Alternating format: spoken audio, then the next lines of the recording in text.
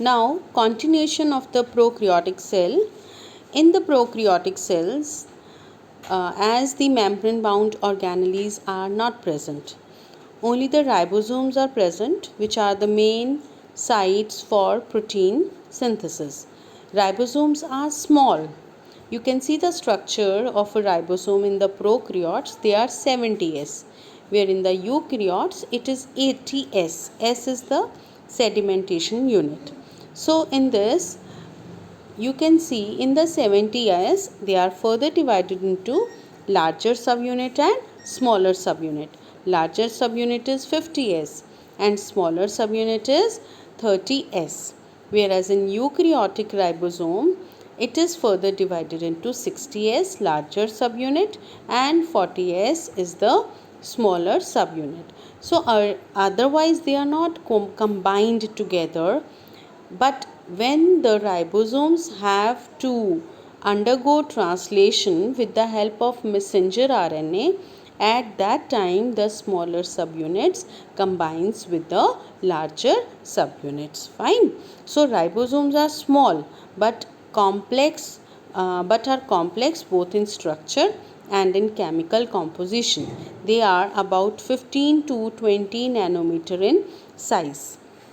And in this case, ribosomes are found in association with the plasma membrane of the cells, as the endoplasmic reticulum is not present in the prokaryotes. Fine. Now there is a one more term that is called as a polyribosome. What is poly? Poly means, whenever the word comes, poly means so many.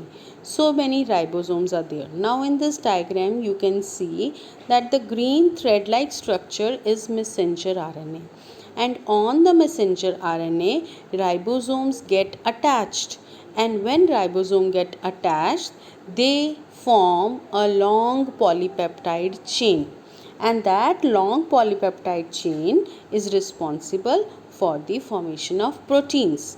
So this is the way that ribosomes, so many ribosomes are attached on the messenger RNA, you can see. So when several ribosomes are attached on single mRNA, then it forms a chain which is called as a polyribosome or polysome. So in this, it is done so as to do the translation. Translation is what? Synthesis of protein from the messenger RNA. Okay, so that is called as a polyribosome. Now next, coming to inclusion bodies. These are the non-membranous. Okay, they are non-living structures and they are present in cytoplasm. They store reserve material. Fine. So what are the terms we have used? They are non-membranous, they are non-living structures, and they are present in cytoplasm. They may be either lying freely in the cytoplasm or may be covered by a non-protein membrane. Like if they are freely present in the cytoplasm, it can be a glycogen granules or cyanophacian granules, or it may be a gas vacuoles. And if gas vacuoles are found in blue green and purple and green photosynthetic bacteria.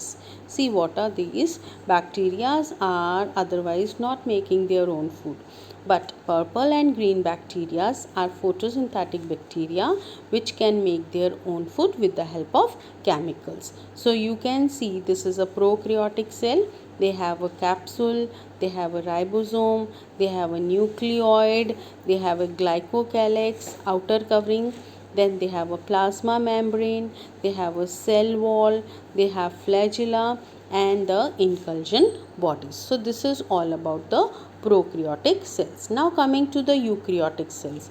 So they have a well organized membrane bound nucleus and other membranous organelles. Otherwise organelles, if they are present, they are all single membrane or double membrane.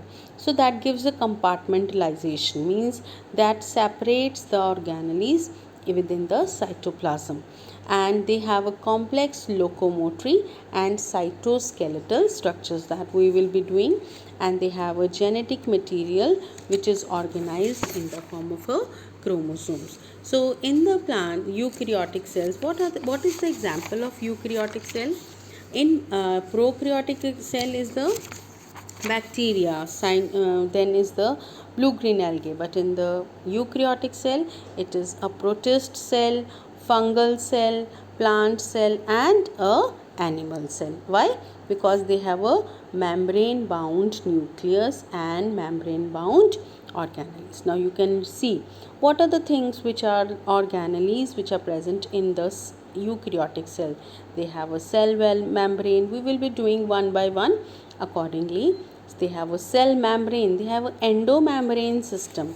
What are endomembrane systems? Endomembrane systems consist of a nuclear envelope.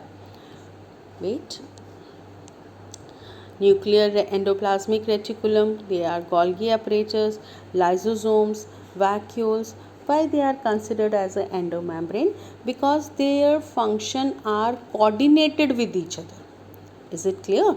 In spite of this, that each membrane organelle is distinct in terms of structure, in terms of function, but all these are coordinating with each other. That is why they are called as a endoplasmic reticulum. So under the topic endomembrane system, we will be studying these organelles. Then is mitochondria, plastids, which is present in the plant cell, ribosome, cytoskeleton structures, cilia, flagella, centrosome, centriole. These words you have studied in cell division. Nucleus and microbodies. So you can see I am enlarging the structure. You can see rough endoplasmic reticulum, lysosomes, smooth endoplasmic reticulum, microtubule, nucleus, nucleolus, Golgi apparatus, nuclear envelope, plasma membrane, vacuole, middle lamella, cell wall, mitochondria, ribosome, then chloroplast, cytoplasm, and peroxisome. So you are not able to see here centrioles, as there are the names. Centrioles are there. Centrosome and centrioles are present in the animal cell. So this is a plant cell, typical plant cell, and with the help of the direction, the shape of the cell is of a plant cell, and also they have what you can see in this. They have a cell membrane. They have a, you can see cell membrane over in this. Then you can see a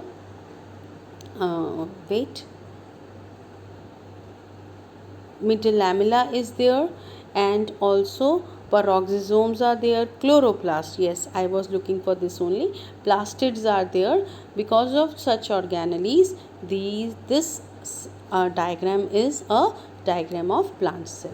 Now in the cell organelles, this is the diagram of animal cell. Here you can see microvilli which were not there in the plant cell. Then plasma membranes, you can see a centriole, peroxisome, lysosome, ribosome, mitochondria, rough endoplasmic reticulum, cytoplasm, nucleus, nucleolus, nuclear envelope, smooth endoplasmic reticulum, and Golgi apparatus. So these are, you please practice the diagram, draw the diagram, and learn the labelings of the animal and plant cell. Okay, now we are going to start with the cell membrane. As we in the biomolecules, we have studied already about the lipid layer. You can see over here that it has a lipid layer, it has a proteins, and it has a carbohydrates. So chemical studies on human RBCs shows that a cell membrane is composed of lipid layer. Two layers are there. One you can see, let me show you by drawing it.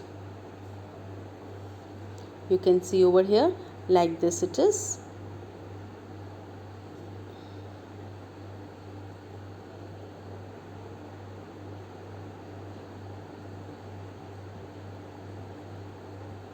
So it is a bilayer. You can see lipid bilayer. Then there are certain of the proteins are there. Then integral proteins are there. So some of the proteins are on their surface. So lipids are mainly phosphoglycerides having the outer polar head. Polar head means that such constituents are soluble in water, and inner is the hydrophobic tail, and that means they are non-polar. of saturated hydrocarbons which are protected from the aqueous environments. They are insoluble in water, and with the help of these hydrophobic tails, they are considered to be protected from the aqueous environment. Fine. Now, first of all, let me show you the diagram. I am going to tell you the labelings. Phospholipid, peripheral protein, channel protein, carrier protein. Channel protein and carrier proteins are present outside as well as inside, so they are called as an integral protein. Then there are chains of glycoprotein, cholesterol is there, and you can see in the diagram, the diagram has been enlarged. One is showing a polar or a hydrophilic end, and other fatty acid tail is showing a non-polar or hydrophobic end. So there are two types of proteins in this: integral protein and a peripheral protein. What is integral protein? Partially or totally they are buried in a membrane, and peripheral proteins, they lie on the surface of the membrane. So in human RBCs, membrane has 52% of the protein and 40% of the lipids. So this is the ratio of the protein and lipids which vary in different cell. So who proposed this model? This model was proposed by Singer and Nicholson, and this is called as a fluid mosaic model of cell membrane.